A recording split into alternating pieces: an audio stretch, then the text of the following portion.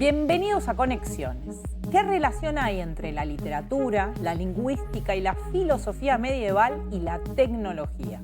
Hoy vamos a hablar de las humanidades digitales.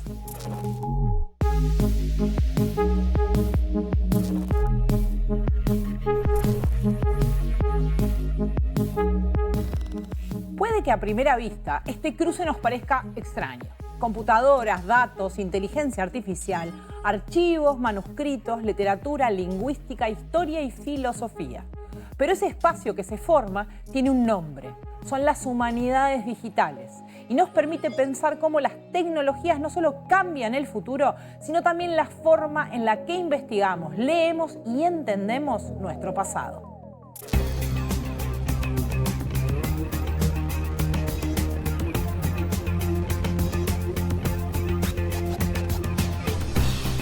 Este es un momento en el que lo digital atraviesa todas las disciplinas. Digital humanists now are using the affordances of digital technology to continue that study. ¿Cuáles son los escritores más leídos en una época? ¿Cuáles son los lugares más mencionados en una colección? Generar corpus de archivos a partir de digitalizar manuscritos. Digital tools and technologies can help you answer research questions about texts, about images, about music. Para cómo precisamente manejamos nuestra información sobre el pasado, ¿no?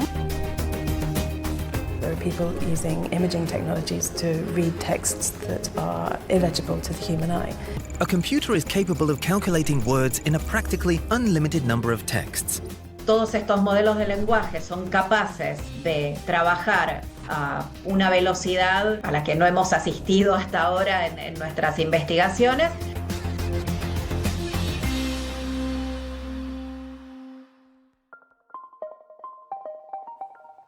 Cuando alguien nos habla de investigadores en humanidades, tal vez imaginemos a alguien que se pasa todo el día en una biblioteca. Y hay algo de eso, pero las tecnologías digitales y la computación están cambiando esta imagen desde hace bastante tiempo. Que las humanidades tienen que contestar al momento en el que ocurren. O sea, los académicos, académicas tenemos que contestar al momento en el que vivimos. Y este es un momento en el que lo digital atraviesa todas las disciplinas. Sí, las humanidades siempre eran esto, ¿no? Así libros, mapas, cosas físicas, esos eran los instrumentos principales de quienes hacían humanidades, y lo digital trastocó la manera de pensar de los humanistas porque transformó su materia prima. Entonces es por eso que se habla de este quiebre, porque tiene implicaciones fuertes. Pero también es cierto que los investigadores en humanidades han sido siempre conscientes de las tecnologías que los rodean hasta apropiarse de ellas. Humanists have always sought after understanding and knowledge of the world around them, its historical and its cultural record, and there's a long tradition of them using the latest technologies to do that, whether that's the invention of movable type, advances in communication networks, and digital humanists now are using the affordances of digital technology to continue that study. Cada vez más se utilizan herramientas digitales para el trabajo en este campo llamado humanidades digitales. Laura Sandoval es docente e investigadora en Historia de la Filosofía Medieval de la Facultad de Humanidades y Ciencias de la Educación de la Universidad de la República y nos cuenta qué es eso. Las humanidades digitales es una categoría de análisis y también se puede entender como un campo disciplinar general que agrupa de manera centralizada en las tecnologías de la computación y la tecnología digital, principalmente todo lo que es el estudio de las humanidades, sea de trabajos sobre filosofía, letras, historia, filología, lingüística, y que se desarrollan principalmente teniendo en cuenta procedimientos informáticos para realizar muchas veces trabajos que a escala espacio-temporales humanas no podría desarrollar. Pero no basta con usar alguna herramienta digital para hacer humanidades digitales. Jimena del Río Riande lidera el Laboratorio de Humanidades Digitales HB Lab de CONICET en Argentina y es presidenta de la Asociación Argentina de Humanidades Digitales y nos explica la importancia de esta diferencia. Aquí hay una diferencia entre la simple aplicación, si se quiere, instrumental de utilización de tecnologías en la investigación, ya podría decir como diaria de los humanistas. No estoy diciendo estamos utilizando un software de creación de PDFs, ¿no? Que eso sería un uso instrumental de la tecnología, sino que aquí estamos utilizando la tecnología, vamos a describirla a través del uso de un software, una herramienta determinada, pero a los fines de contestar una pregunta de investigación, desde cuáles son los escritores más leídos en una época, cuáles son los lugares más mencionados en una colección de 200 libros, etc. Una parte importante del trabajo en humanidades digitales es la digitalización de las fuentes, como libros, rollos, imágenes y muchas otras. Esto facilita el trabajo de los investigadores y les permite acceder en sus escritorios a fuentes desperdigadas por todo el mundo. Digital tools and technologies can help you answer research questions about texts, about images, about music, all sorts of humanities subjects by allowing you to collect together a whole bunch of data which you can then query or analyze in a variety of ways. Now that can just be the fact that they can simultaneously read digital editions of a particular text that's scattered across the world, but they can read it all at their desk. La digitalización no solo facilita el trabajo, sino que democratiza el acceso a fuentes que suelen estar en bibliotecas de unos pocos países e incluso afecta los temas que se investigan. La digitalización, que sería el pasaje de lo analógico a un entorno digital, y también los desarrollos tecnológicos aplicados a diferentes proyectos humanísticos, permiten un acceso mayor en el sentido que trasciende los espacios institucionales, espacios políticos o geopolíticos, de políticas culturales y académicas. Puede reunir investigaciones, puede reunir instituciones en un mismo espacio. El cambio que impuso la digitalización también permite distribuir de una manera un poco más democrática, si se quiere, no solo el acceso, sino el diálogo que se puede generar a partir del conocimiento desarrollado en distintas instituciones, incluso instituciones de menor alcance o que no tienen una incidencia en la agenda académica. A la vez que también permite realizar trabajos sobre obras y autores que quizás de otra manera son relegados. Como venimos notando, una parte importante de las humanidades se basa en documentos, sean libros, rollos, hojas sueltas. Pero el trabajo de las humanidades digitales no se trata solo de escanearlos, sino también de las posibilidades que se abren una vez que los escaneamos.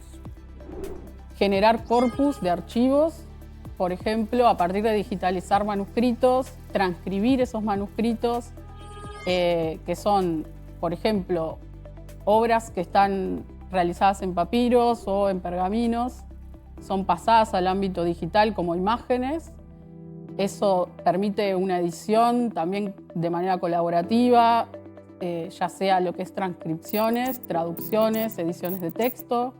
También análisis visivo, es decir, análisis iconográfico. Permite el desarrollo de lo que son, a partir de lo que es el análisis cuantitativo de los textos, establecer indexaciones, sistematizaciones de lo que es terminología, sobre todo lo que es análisis a nivel lingüístico. Además de posibilitar el acceso a las fuentes desde cualquier lugar del mundo, las humanidades digitales permiten un procesamiento de estas fuentes que sería imposible de otra forma, abriendo un montón de oportunidades nuevas para la investigación. Si esto lo quisiéramos hacer a nivel humano, digamos, en el sentido personas analizando estas obras, llevaría muchísimo tiempo, necesitaríamos tener todo el corpus a disposición y esto, que parecería inasible en términos también económicos, se posibilita a partir de estos proyectos que tienen, por ejemplo, análisis sistemático de datos, ya que convierten en datos posibles de ser estudiados lo que son, por ejemplo, obras inmensas. Eso permite también obtener bases de datos para posteriores proyectos, como son vínculos de distintos autores entre sí, o sistematizar lo que fueron diálogos entre obras, entre autores, que eso impacta en lo que es el análisis de la transmisión de una obra, por ejemplo, cómo se leyó determinada obra, cómo se entendían determinados personajes, determinados términos, conceptos. Como hemos hablado en montones de otras conexiones, la computación trabaja con datos y lo hace a una gran velocidad. Además, al poder copiarse y ser consultados en red, podemos trabajar con esos datos desde cualquier lugar del mundo. Para las humanidades, eso ha sido muy importante. What new technology has given us is a vast universe of data, things that have been digitized that have never been available before digitally. Huge data sets, information that's organized and accessible in ways that hasn't really ever been possible before. And so digital humanities is a way of kind of diving into that information, sorting through it, connecting data sets that haven't been connected before. So you get things like 3D scans of paintings that you can connect with geospatial data to say, where was this made? Who else was making paintings at that time? What did they look like? And being able to do things like network analysis to show how these things have been connected, how they have changed over time, and what that means for today. So it's a really exciting way to be able to answer questions using new methods. Es que las humanidades, en cierta medida, también trabajan con datos, o al menos con objetos que pueden convertirse en datos o a los que podemos asociar datos. Así empezamos a ver que esa distancia que pensamos existía entre humanidades y computación no era tan grande. O sea, una de las cosas que nos permite maravillosamente bien hacer la tecnología es precisamente buscar, organizar, analizar datos, ¿no? Y al final, si nosotros lo pensamos, muchísimo de nuestro patrimonio, sobre todo lo que se tiene en archivos, ¿no?, en colecciones, también se trata de datos y de información, ¿no? Entonces, a partir de la inteligencia artificial podemos generar toda una serie de técnicas, ¿no?, de procesos, de metodologías, pero también pensar incluso teorías, ¿no?, para cómo precisamente manejamos nuestra información sobre el pasado, ¿no? Las humanidades digitales permiten también a los investigadores ver en los documentos lo que no podrían de otra forma e incluso expandir su contenido hacia algo de lo que ya hemos hablado en otras conexiones, los metadatos. There are people using imaging technologies to read texts that are illegible to the human eye. They use multispectral and hyperspectral imaging to read texts on papyri. There are also projects that bring together a lot of metadata, which is the descriptions of the data, into one place. And that used to just be the way that people found their real research objects. And what we're seeing now is people doing digital humanities projects on that metadata. So maybe the objects themselves haven't been digitized, but you have information about those objects. So what kinds of things can you find out? En las últimas décadas, distintas bibliotecas, museos y otras instituciones de la memoria cultural, así como universidades y centros de investigación, han ido digitalizando y haciendo accesibles sus documentos.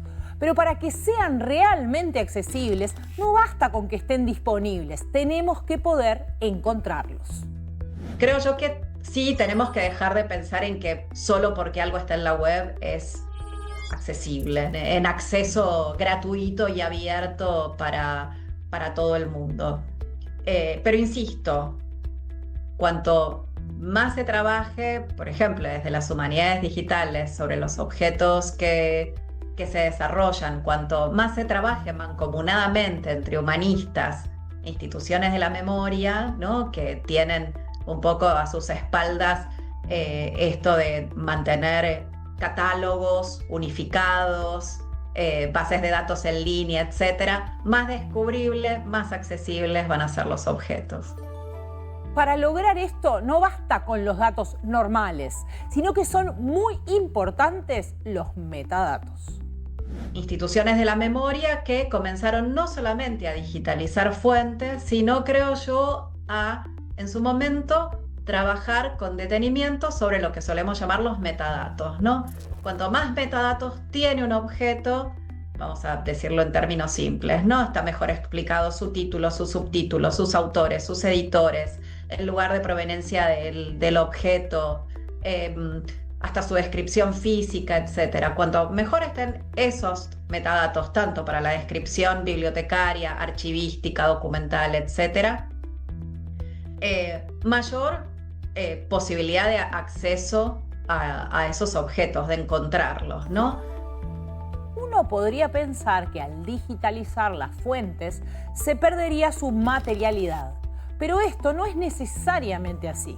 Con tecnologías de escaneo infrarrojo o ultravioleta y escáneres con altísima resolución, no solo es posible ver cosas que no se puede ver a simple vista, sino que se reducen los riesgos de dañar los documentos cuando los estamos analizando. El análisis material también es posibilitado, por ejemplo, a partir de obtener mejor tecnología de escaneo de imágenes. Eso permite conocer determinadas materialidades, poder acercarnos a las obras de una manera mucho más directa. Aunque parezca paradójico, podemos, por ejemplo, reconocer formas de escritura, distintas caligrafías, colorimetrías, también sistematizar e indexar tipos de iconografía presentes en las obras para ver, por ejemplo, el vínculo entre texto e imagen, que eso es algo señalado a partir de los estudios de estética y de artes, pero también a nivel filosófico y de estudios de la transmisión de las obras. Hasta ahora hablamos sobre todo de documentos en papel, papiro, pergamino y otras formas más o menos bidimensionales. Pero las humanidades son un área muy diversa y por lo tanto también lo son las humanidades digitales. Cada disciplina también trae sus propias tradiciones para entender a las humanidades digitales. Y te voy a poner un ejemplo preciso que es el que siempre traigo, que es el de la arqueología. Cuando yo trabajo con los arqueólogos, claro, ellos traen un universo completamente distinto tal vez al que puede traer un historiador, una persona de las artes, una persona de la literatura, etcétera, porque trabajan con muchas veces objetos de 3 dimensiones. Entonces, no es lo mismo tener un escáner, hacer una digitalización de un objeto de un archivo que puede ser un papel exento, un libro, que tomar una vasija y digitalizarla. Entonces, claro, ellos tienen unas necesidades completamente distintas a las que a lo mejor un montón de otros humanistas tenemos, ¿no? ¿En qué año comenzó el primer proyecto de humanidades digitales? 1949, 1971, 1993.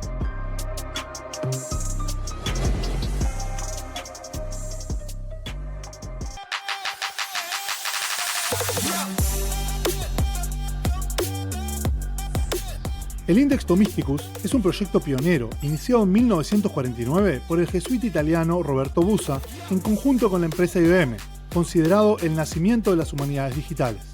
Su objetivo fue crear un índice completo y automatizado de toda la obra del filósofo y teólogo del siglo XIII, Tomás de Aquino, y textos relacionados, utilizando por primera vez computadoras para analizar el lenguaje humano.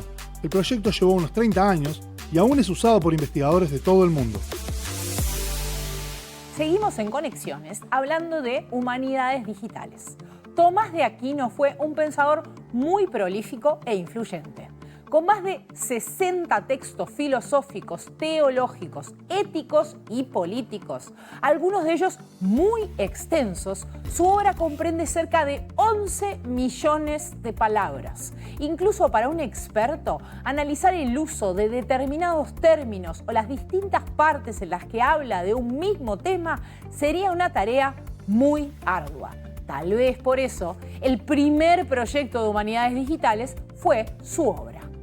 Fue un proyecto de 1949, si no me equivoco, de Roberto Busa, que fue un italiano, filósofo, teólogo, lingüista, informático, que junto con IBM, la empresa a la que le presenta el proyecto, decide sistematizar y transferir toda la obra de Tomás de Aquino a lo que eran tarjetas magnéticas. Permite, por ejemplo, encontrar en toda la vasta obra de Tomás de Aquino, por ejemplo, el uso de términos específicos. Si una persona quisiera buscar, bueno, dónde el autor trabaja sobre tal tema, eso se puede hacer en pocos minutos, ahorrando mucho tiempo de búsqueda, mucho tiempo de lectura, e incluso teniendo a disposición toda la obra dispersa en un mismo espacio.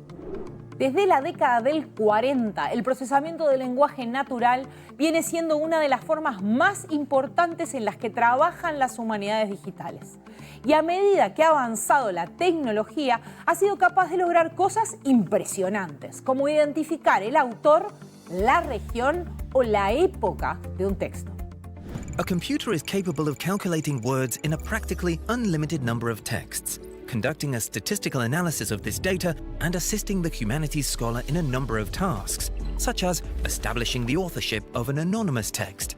Computer stilometry can calculate the frequency of words and on that basis create lexical profiles of writers. In fact, not only of writers, but also of translators, as well as literary genres and epochs.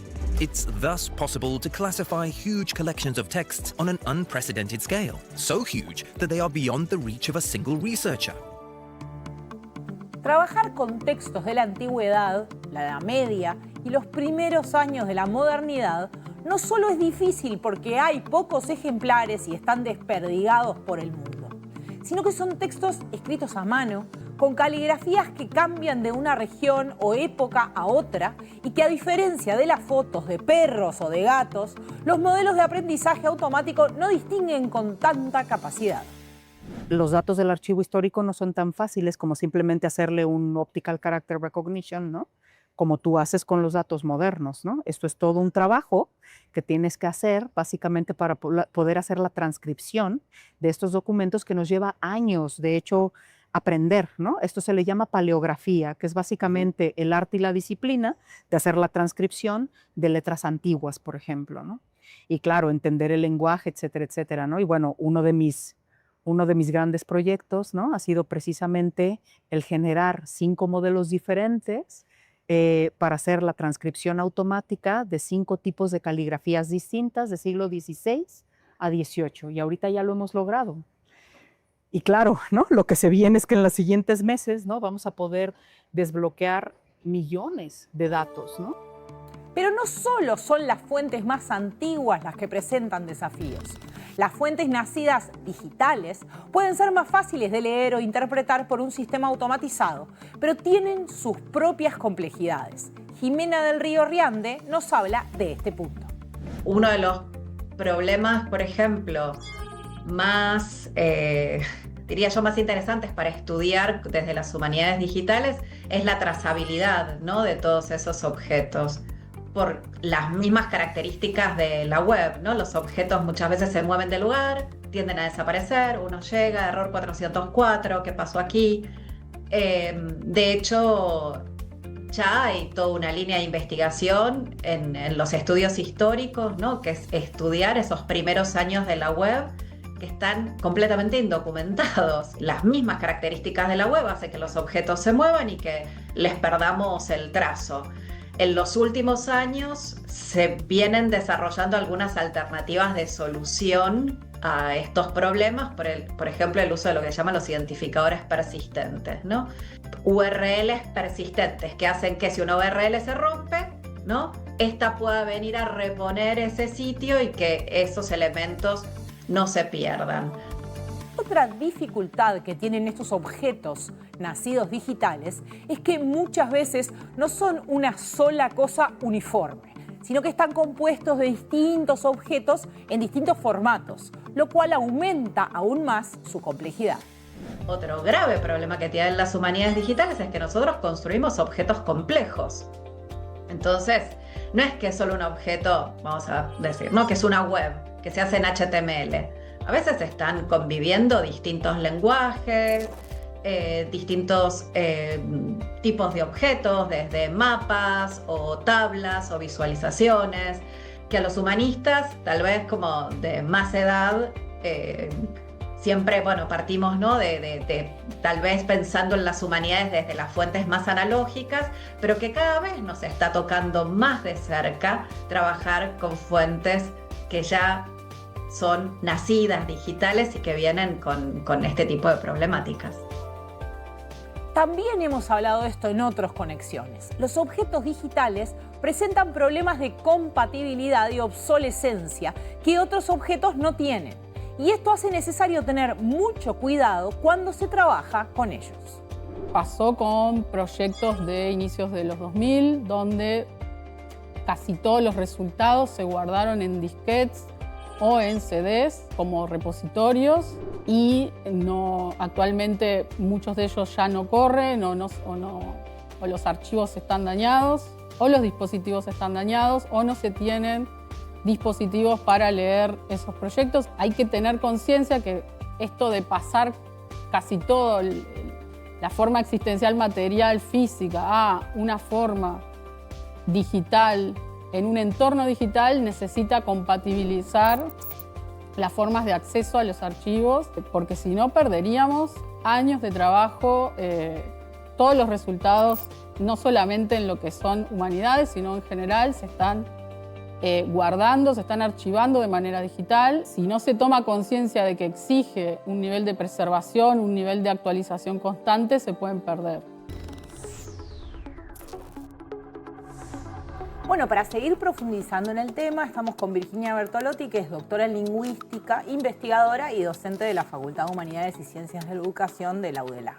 Hola Virginia, ¿cómo estás? Bien, muy contenta de estar acá. Empecemos tal vez por el principio, sin una larga explicación, porque parte del programa también va a ir por ahí, pero ¿qué es esto de las humanidades digitales? ¿Qué son? ¿Qué son las humanidades digitales? Son humanidades más tecnología. O sea, para dar una definición, o sea, bien cortita. ¿Y cómo es esa alianza? Porque no alcanza con utilizar determinados dispositivos tecnológicos o artefactos para que automáticamente uno de los campos de las humanidades se transforme en una humanidad digital. ¿Qué tiene que pasar? Sí. O sea, tiene que pasar, a ver, las humanidades siguen siendo las humanidades analógicas, por llamarlas de alguna manera, y lo que se le suele llamar humanidades digitales es cuando para responder a las preguntas tradicionales de las humanidades usamos las últimas tecnologías. O sea, básicamente lo que nos han cambiado las humanidades digitales o lo que nos ha cambiado la tecnología en las humanidades es la posibilidad de tener muchísimos más datos, tenerlos al mismo tiempo y tener formas de procesarlos que antes no teníamos. Entonces eso sofistica algunas cosas y a veces nos generan como preguntas nuevas, pero las preguntas esenciales para la historia o para la literatura o para la lingüística, que es mi campo, o sea, siguen siendo básicamente las de siempre. Las de siempre, sí.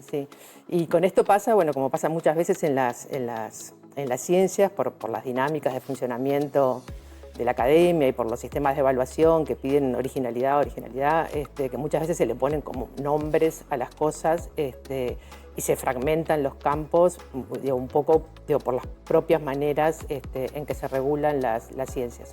¿Y dirías que ese trabajo desde lo tecnológico que implica, por ejemplo, poder investigar grandes corpus de una manera más rápida y más acelerada e incluso tal vez encontrar otras cosas, también va afectando la forma en la que se trabajan las humanidades? ¿Como que es mutuo eso? Sí, es mutuo. O sea, por un lado hay una afectación y es que, o sea, nos vuelve obligatoriamente más interdisciplinares, ¿no? O sea, como paso uno, o sea, hay que trabajar en cooperación. Tener que dialogar con los informáticos, ¿sí? Nos vuelve también más cooperativos porque, por lo menos algunos de los que hacemos estas cosas, o sea, nos parece como obvio que cuando vos tenés muchos datos y además datos generados con recursos públicos, o sea, eso tiene que ser público, con lo cual, digamos, las redes internacionales y la posibilidad de utilización desde cualquier lugar de lo que, digamos, nosotros producimos se vuelve una constante. O sea, en el campo en el que yo trabajo, o sea, un instrumento específico con el que trabajo, o sea, cuando les pasan los reportes semestrales, de repente ves que, o sea, alguien estuvo trabajando desde Uzbekistán, otro desde Panamá, o sea, gente dice, o sea, ¿por qué están usando esto en este lugar? Porque, o sea, no sé, de Georgia, de Ucrania, de cualquier lado. Y bueno, eso creo que es una enorme ganancia, ¿no? Comparado con 25 años atrás, o sí, menos 25 años atrás, donde de repente, o sea, los datos que yo había juntado sobre la historia del español en el Uruguay, o sea, los podían ver quienes accedían a un libro impreso en papel, o sea, siempre mal distribuido, como sabemos mal distribuir en los ámbitos académicos, etc. Y vos trabajás en un campo como la lingüística, que específicamente en el último tiempo la gente, y nosotros en el programa lo hemos trabajado, se ha hablado mucho de esto de la investigación y la computación en torno a lo que se llama el lenguaje natural, ¿no? Pero en realidad hace más tiempo de lo que uno podría pensar que se trabaja en ese campo. Sí. O sea, yo no trabajo técnicamente en procesamiento del lenguaje natural. O sea, lo que yo hago es intentar reconstrucciones históricas o comprender el cambio lingüístico y la historia de la lengua. Pero sí es cierto que, o sea, que el procesamiento del lenguaje natural, o sea, no es ninguna cosa de hoy ni de anteayer, o sea, sino que tiene, por lo menos 50 años, o sea, por arrancar. Y en tu campo de investigación específico, ¿qué dirías que permite o que cambió a partir del trabajo con este tipo de dispositivos, artefactos, software, etcétera? O sea, en mi campo específico, en esa parte de mi campo específico, ¿no? Porque, sí, bueno, es más grande. Sí, o sea, nosotros somos acá en Uruguay medio como si fuéramos... Tenemos campos más grandes. Sí, como si fuéramos, no sé, hispanistas belgas que tienen que hacer un poco de todo, porque como somos muy pocos, a veces, o sea, tenemos como más de una línea de trabajo en simultáneo. En la parte de historia de la lengua, o sea, cambió todo, ¿no? Porque lo que teníamos era un conjunto de investigadores que habían ido a los archivos, que habían recuperado documentos de los siglos XVI, XVII, XVIII de América, y lo que hicimos, o sea, con una colega mexicana, Concepción Company, fue en un café de acá de Montevideo, hace como 15 años, decir, che, ¿y si juntamos todo esto y lo informatizamos y lo disponibilizamos? Y fue una experiencia súper buena porque le pedimos a todas las personas que tenían, digamos, en sus casas, sus escritorios, el corpus de documentos del español de Jujuy, corpus de documentos del español de México, corpus para la historia del español de Bolivia, o sea, que nos dieran eso, o sea, en el formato que lo tuvieran, en libro o en algún tipo de procesador de texto. Lo juntamos y lo pusimos adentro de una herramienta súper potente, obviamente hecha por informáticos del Politécnico Nacional de México, y ahora tenemos, o sea, 20 millones de palabras de historia del español de América que no existían. Entonces, o sea, eso cambia todo porque podés hacer historia del español de América. Eso te iba a decir, y descubrieron a partir de eso también supongo variedades o al revés. Cosas similares en lugares que no se pensaba que había palabras que significaban lo mismo. Sí, o sea, palabras, estructuras gramaticales, o sea, un montón de cosas que estaban como, bueno, la historia del español de Bolivia en el siglo XVI, la historia del español de Perú en el siglo XVI, y, oh sorpresa, que en realidad es absolutamente lógico, o sea, lo que tenés es una continuidad que tiene mucho más que ver, o sea, con los virreinatos, o sea, con la forma de poblar América, con el tipo de interacciones que hubo en América, que son mucho más regionales que locales de países, ¿no? O sea, nosotros ahora vemos las cosas de los países otra vez, muchas veces por la forma de financiación de la ciencia, que es más probable que te financien si decís si sos boliviano y vas a pedir plata para hacer algo de Bolivia, que si sos boliviano y vas a pedir plata para hacer algo, no sé, de Tierra del Fuego. Pero en realidad, o sea, los grandes procesos, o sea, de cambio lingüístico, de conformación del español americano, o sea, no pasan por los países que tienen, o sea, 2 siglos, sino que pasan por procesos mucho más largos, y tener todos estos documentos juntos, o sea, toda esta información junta, la que después le fuimos sumando prensa y literatura, nos permite ver las cosas, bueno, digo, a nosotros que construimos eso, pero a todos los que lo usan, ver las cosas de otra manera. Sí. Y supongo que esto también, este trabajo en humanidades digitales, está atravesado por cosas que también vemos en otros planos. Por ejemplo, esta cuestión de que la mayoría de las tecnologías son diseñadas en general en el norte global, ¿no? Y que tienen ciertos sesgos o consideraciones que le faltan voces o que afectan la manera de investigar cuestiones que tienen más que ver con el sur. Sí, o sea, cuando uno crea un corpus, o sea, para los televidentes, o sea, un corpus es un conjunto robusto de datos, o sea, que permite hacer inferencias sólidas, etcétera, etcétera, o sea, un conjunto de datos con un objetivo, lo que tiene que hacer es como diseñarlo, ¿no? Y como nosotros, o sea, lo pensamos para poder hacer historia del español de América, o sea, nuestro corpus tiene categorías que otros corpus del español no tienen. Por ejemplo, o sea, si el escribiente era afro, o sea, si era indígena, si era mestizo, o sea, como está pensado americanamente, digamos. Y vos dirías, ahora que hablas de la definición de corpus, dirías que el trabajo en humanidades digitales y esto que permite manejar volúmenes de datos que son mucho más grandes, también ha cambiado la idea que los campos tenían de qué es un corpus o qué es lo que hay que tener para que algo sea considerado un corpus, por ejemplo. Sí.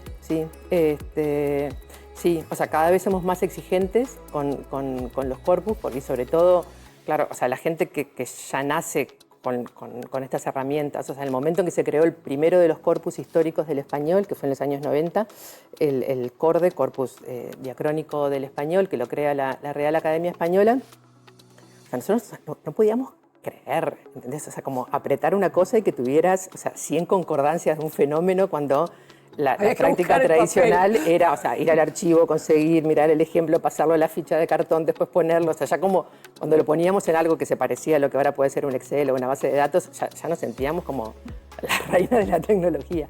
Y claro, ahora, o sea, la gente que ya nació con ese instrumento, o sea, tiene eso ya le parece obvio. Tiene unas exigencias mucho mayores, ¿no? O sea, yo ayer justo terminé de corregir unos ejercicios de un curso que di sobre corpus justamente, y una de las preguntas era, bueno, ¿qué le mejoraría a este corpus? O sea, digamos, al nuestro, ¿no? Que se llama Cordian, Corpus Diacrónico y Atópico del Español de América. Y claro, o sea, todos, o sea, pedían unas cosas que en realidad están bien, pero como que... Pero vos que lo viste nacer te parecía claro.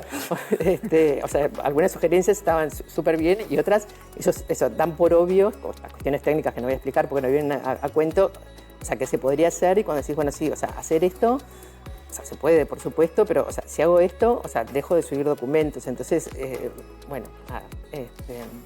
¿Y vos qué dirías, pensando hacia adelante, ¿no? Pensando en esto, en las oportunidades, pienso ahora, ¿no?, en esta aceleración de la inteligencia artificial y la incorporación de esas lógicas a también el trabajo en humanidades digitales.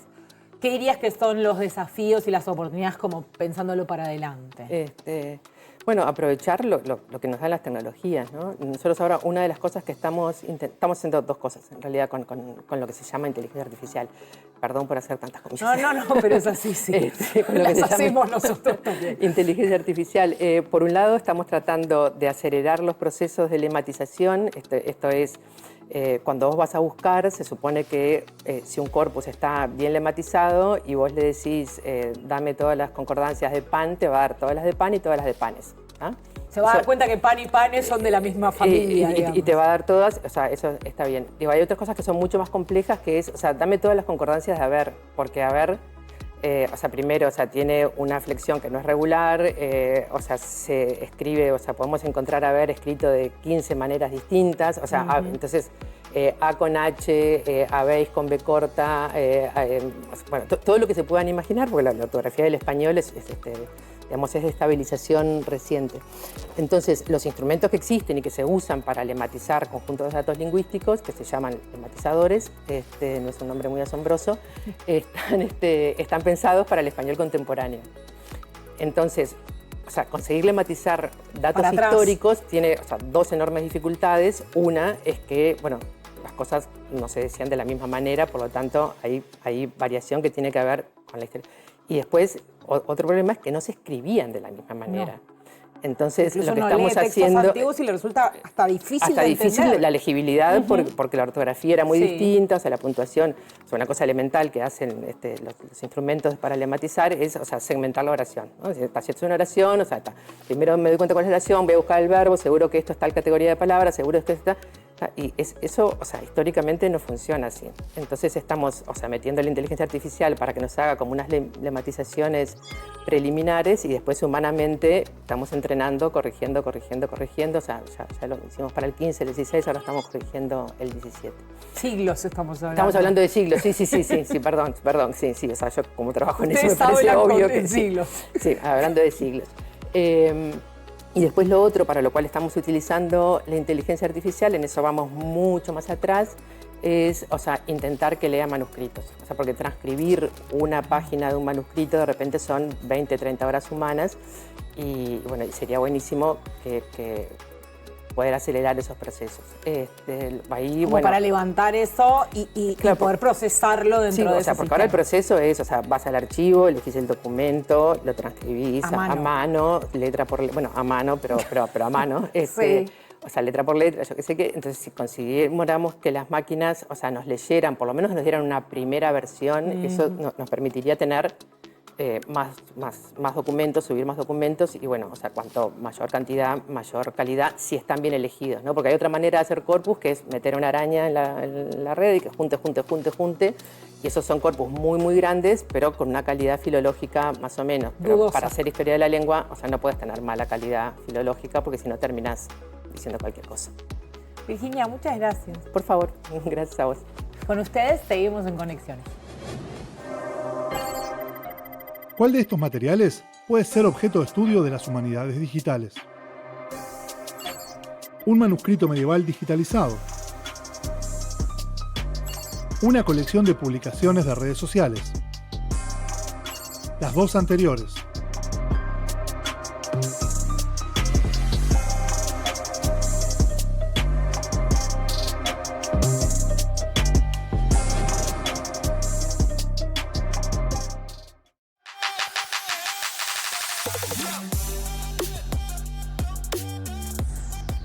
Las humanidades digitales no trabajan solamente con libros antiguos, manuscritos o documentos históricos digitalizados. También pueden estudiar objetos nacidos digitales, como correos electrónicos, páginas web, publicaciones en redes sociales, archivos de audio, bases de datos, imágenes o videojuegos. Seguimos en Conexiones. Así como sucedió con la computación digital, las humanidades digitales fueron pioneras en el uso de herramientas llamadas de inteligencia artificial. Pero no cabe duda de que el actual desarrollo y despliegue de herramientas muy potentes está generando más cambios. Para nosotros que hemos estado trabajando en este campo, hablar de inteligencia artificial en años anteriores era hablar de lingüística computacional, era hablar de procesos que tenían que ver con el modelado de tópicos, bueno, con todo lo que tenía que ver con el procesamiento del lenguaje natural. No es la inteligencia artificial generativa y comercial como es a la que estamos asistiendo. Yo creo que el paradigma está cambiando en el sentido de que se están utilizando estas tecnologías y estos métodos que nosotros veníamos utilizando en una escala mucho menor y con un trabajo supervisado, ¿no?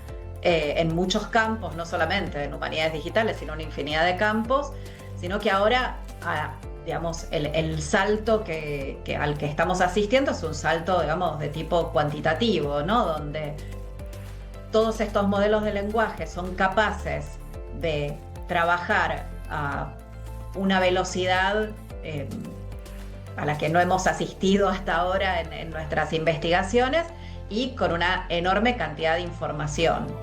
Pero como ya sabemos, el uso de herramientas de inteligencia artificial no es nada barato. Requiere infraestructura compleja y costosa y en países donde la investigación no recibe suficiente financiación, obliga a tratar de obtener resultados válidos con muchísimos menos recursos. Es muy difícil replicar los trabajos con grandes modelos de lenguaje como se está haciendo en regiones como los Estados Unidos y Europa, en lugares donde la ciencia está completamente desfinanciada o donde tenemos un acceso a una tecnología mucho más obsoleta como es en nuestra región. Estamos intentando adaptar todo este nuevo proceso tecnológico en escalas mucho menores Sin embargo, nos está costando muchísimo que eso nos lleve a investigaciones rigurosas, ¿no? Porque en una escala menor, ¿qué es lo que sucede? Bueno, la velocidad baja muchísimo, la capacidad de trabajar con un gran modelo de lenguaje también baja, hay que trabajar con modelos más pequeños. Al trabajar con modelos más pequeños hay que hacer todo un trabajo de lo que se llama el fine tuning, ¿no? De como una, vamos a decir, una curaduría de ese modelo.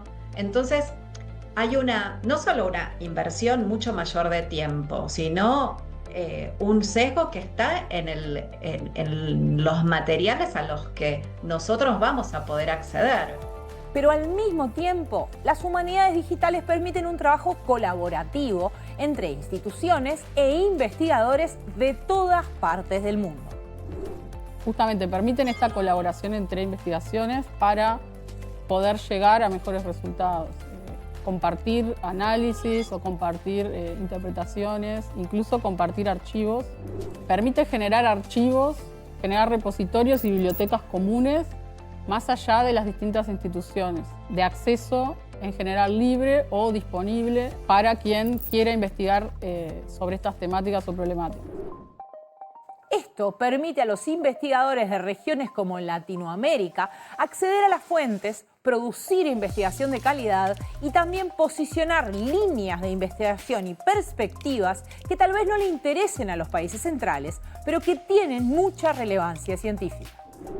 Al poder trabajar sobre los mismos archivos, sobre el mismo corpus y tener esa base de datos también disponible, permite que la mirada, entendiendo que hay una diferencia en lo que es la mirada latinoamericana sobre distintos problemas, poder también dialogar con lo que es el conocimiento, la creación de conocimiento al mismo nivel y en el mismo momento que los grandes centros como son Europa y Estados Unidos. Las humanidades digitales permiten justamente ese diálogo o poner en consideración distintos abordajes o obras o corpus que quizás para los grandes centros de conocimiento son menores. Como decíamos al inicio del programa, a veces los investigadores en humanidades están acostumbrados a formas de trabajo solitarias, a zambullirse en un libro, a pasarse días encerrados en una biblioteca, a recorrerse un archivo completo. Sin embargo, las humanidades digitales los hacen trabajar en conjunto con otras disciplinas humanas y tecnológicas. Y eso es un desafío, pero también una oportunidad. Bueno, en ese cruce de un trabajo de una persona, ¿no? Que pueden ir del campo, insisto, literatura, historia, antropología, arqueología, artes, pero pensemos, un informático, un archivista, una persona que viene más del campo técnico, siempre están estas tensiones, ¿no? De cómo uno entiende el objeto, cómo lo entiende el otro. Trabajar en la intersección es lo más difícil. Entonces, creo que ese es otro gran desafío, pero me parece que es también el lugar donde estamos creciendo más los humanistas y estamos transformándonos también, ¿no? en otro tipo de académico, ¿no? Que ya no solo puede ser evaluado por los artículos o los libros que escriba, sino por el desarrollo de otros objetos y el desarrollo de otras formas de pensar y de construir conocimiento. Las humanidades digitales no son solo usar computadoras para estudiar textos, archivos o imágenes, sino que son una forma de repensar cómo investigamos la cultura, la historia, el lenguaje y la memoria. Y también algo que nos trae una pregunta clave. ¿Qué se transforma en dato y qué se queda afuera? ¿Qué decidimos hacer visible? ¿Qué es posible de encontrarse y qué se pierde para siempre?